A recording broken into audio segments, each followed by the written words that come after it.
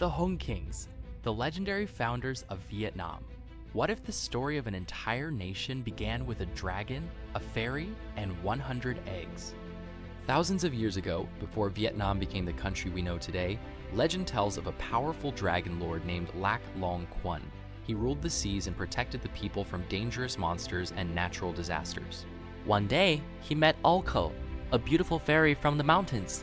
Their love united the lands and the seas. And soon Ulko gave birth to something extraordinary, not one child, but a sack containing 100 eggs. From these eggs hatched 100 children. According to Vietnamese legend, these children became the ancestors of the Vietnamese people.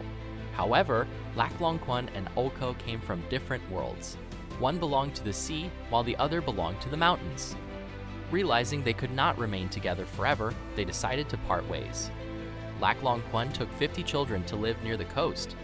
Ulko led the other 50 into the mountains. Before separating, they promised to help each other whenever needed. Among the 50 children who followed Ulko, the eldest son became the first Hung King. He founded the kingdom of Van Lang, considered the first Vietnamese state in traditional history. The capital was established at Phong Châu in northern Vietnam. Over time, generations of Hung Kings ruled the land. According to tradition, there were 18 Hung Kings who governed Van Lang for centuries. As the kingdom grew, people settled along rivers and fertile valleys. Rice farming became the foundation of everyday life. Villagers worked together to cultivate the land, creating communities that would flourish for generations. The people of Van Lang were also talented craftsmen. They produced bronze tools, weapons, and ceremonial objects that reflected their skills and creativity. Among the most famous artifacts were the bronze drums. Decorated with images of birds, warriors, boats, and festivals, these drums became powerful symbols of the culture of ancient Vietnam. To govern the growing kingdom, the Hung Kings appointed regional leaders known as Lac Hau and Lac Tuong. These officials helped maintain order and manage different areas of the kingdom. Life in Van Lang was not only about farming and governance. People celebrated seasonal festivals, honored their ancestors, and shared stories around village gatherings. These traditions strengthened the bonds between communities and helped preserve their identity.